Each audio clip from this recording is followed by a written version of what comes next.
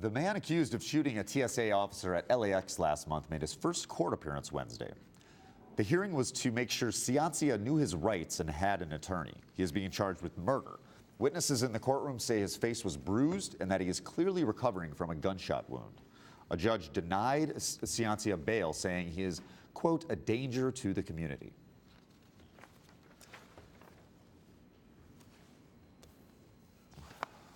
What are we on here?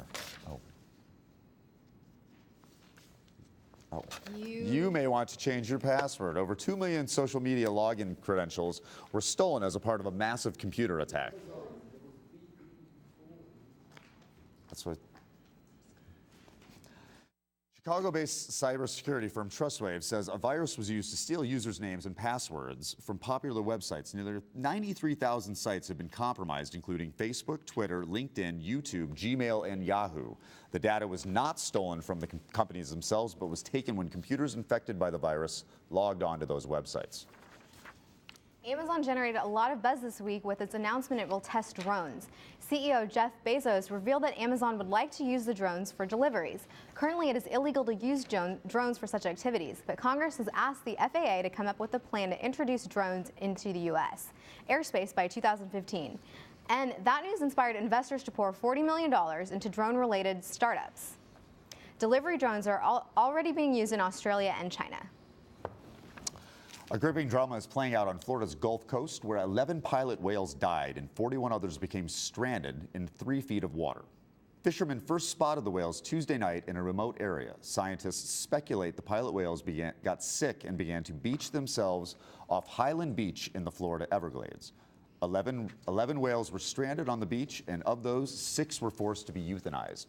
Fortunately, 35 of the trapped whales swam into deeper water on Thursday afternoon, raising hope for the remaining whales. Fast food restaurant workers in 100 cities walked off the job on Thursday. It's part of a national effort to raise the minimum wage to $15 an hour and secure the rights to unionize. Protests began last year and have since gained momentum.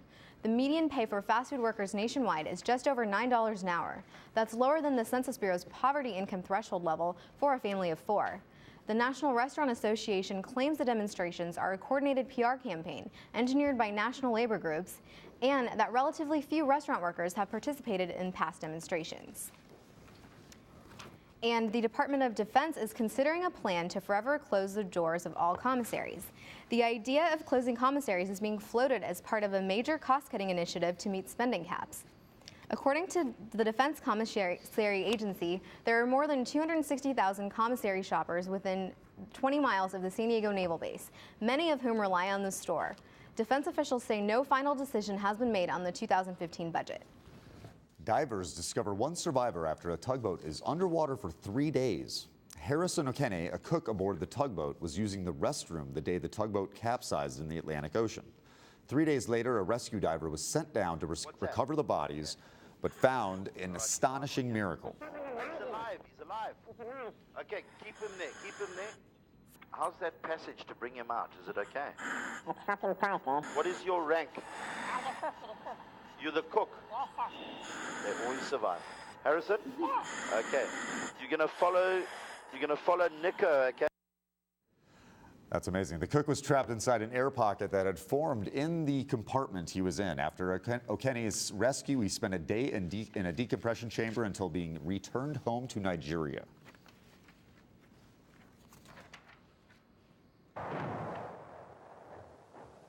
December 7th, 1941, a date which will live in infamy. It will mark 72 years since the bombing of Pearl Harbor. 2,400 Americans were killed and 1,200 wounded in the battle that forced U.S. entry into World War II.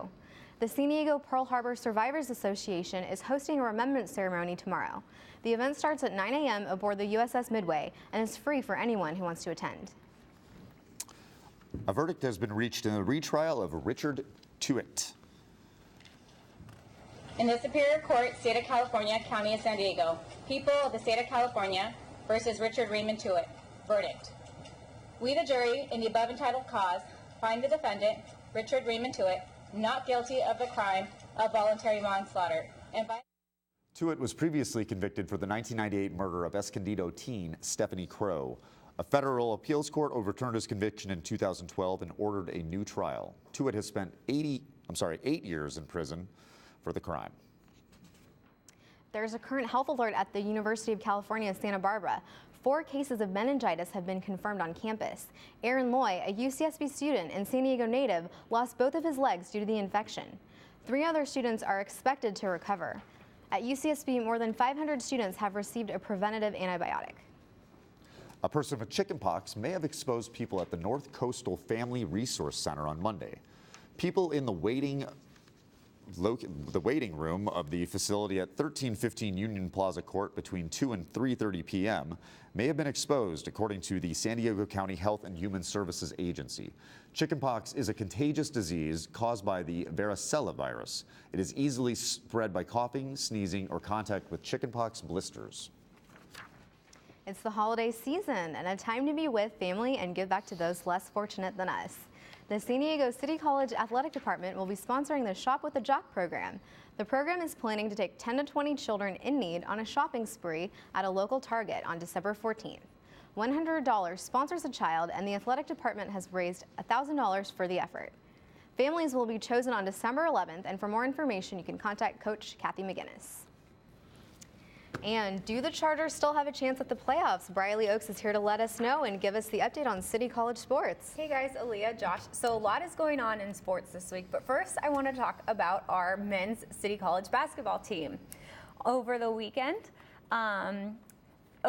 they won all 3 games at the Neil Edwards Classic. The Knights were the only team to go undefeated and are now the champions of the Citrus 6-team tournament.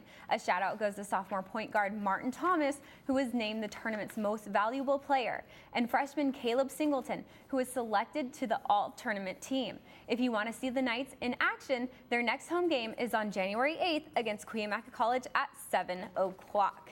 Now let's take it to the ice, making our way up north where the Los Angeles Kings took on the Anaheim Ducks. To the Honda Center we go. It was a heated rivalry between the two teams. If you know how much Chargers and Raiders fans love each other, then you understand what I'm talking about. But 3 periods in overtime just wasn't enough to settle this one. They went into a shootout that then went into the 9th round. His first shootout attempt of the year, Dwight King shoots and he scores. Now it's Matthew Perro's turn. If the Kings stop this one, it's all over. Martin Jones with the easy stop, giving him his first win of the National Hockey League. Kings win it 3-2. And the best high school football teams in the county were on display at Qualcomm Stadium Monday in an exciting triple header of CIF championship games. In the first ever Open Division championship game, Oceanside took a 7-3 lead on Mission Hills on the interception return for a touchdown by Isaac Dixon. But the Grizzlies rallied in the second half to win their first ever CIF title. Check out this one-handed go-ahead touchdown catch by Scott Higgins. Mission Hills rolls to a 36-14 win. Now let's take a look at the Division II final. This is a touchdown pass to Frank Buncombe IV. He's the grandson of Chargers Hall of Famer and helped St. Augustine top Mission Bay 49-0 in Division I. And Cathedral Catholic needed triple overtime for this dramatic interception by Jack Onstead.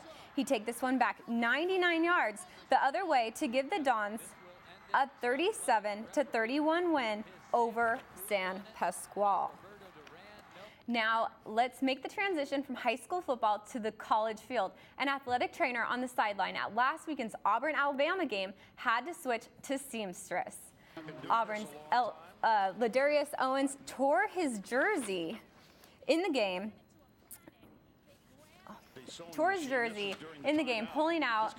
The trainers jumped into action, pulling out a sewing machine to repair the jersey. In a matter of minutes, he was all stitched up and ready to get back on the field. This may well have been the play of the game until that happened right there. Watch as Chris Davis returns a missed field goal more than 100 yards down the field at Jordan-Hare Stadium in the final play, Auburn's 34-28 win against state rival Alabama.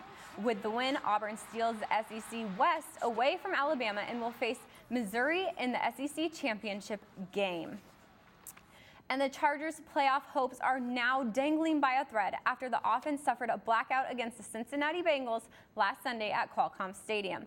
trailing 7-0 in the second quarter. The Chargers did tie things up when Phillip Rivers found Ladarius Green over the middle for a 30-yard catch and run touchdown. It would stay 7-7 until the half, but a couple of Antonio Gates' mistakes were very costly to the Chargers. He had the ball ripped out of his hands by Dre Kirkpatrick in the third quarter. The Bengals went down and they scored.